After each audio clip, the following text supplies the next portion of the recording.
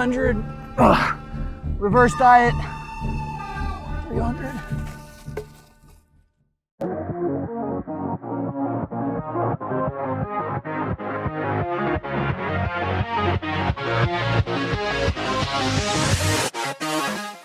There's a mistake a ton of people make when it comes to reverse dieting. And one of the things that they try to do is they'll put like an arbitrary time limit on how long they do it. They'll say, oh, how long should I reverse? Should it be for 6 weeks, for 8 weeks, for 4 weeks, something like that?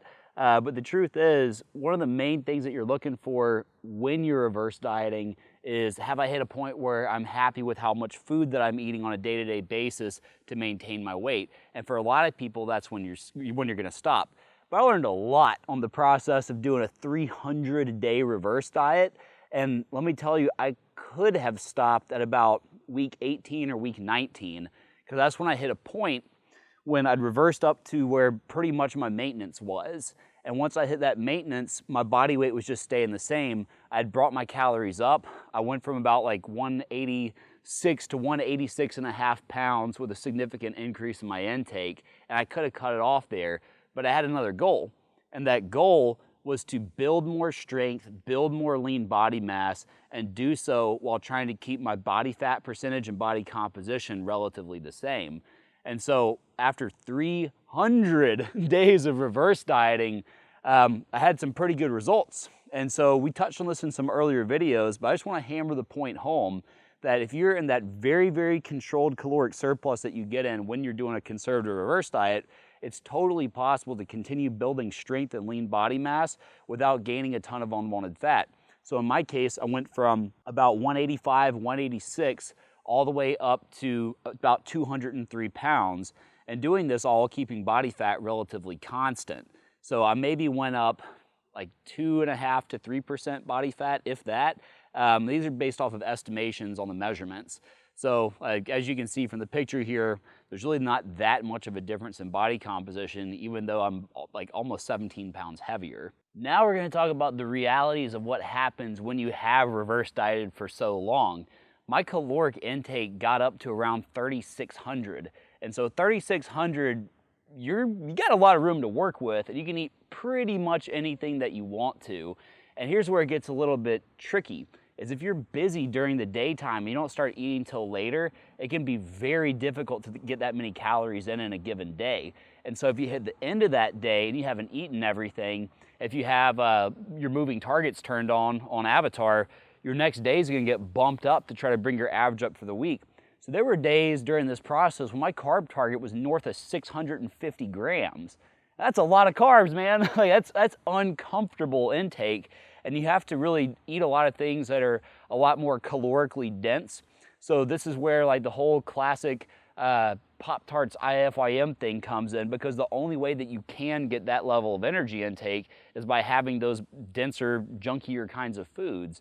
And so there are a lot of times at night where I'd have like a 1.5 cups or 2 cups of Blue Bell ice cream just to try to get my carbs and fats up to where they were.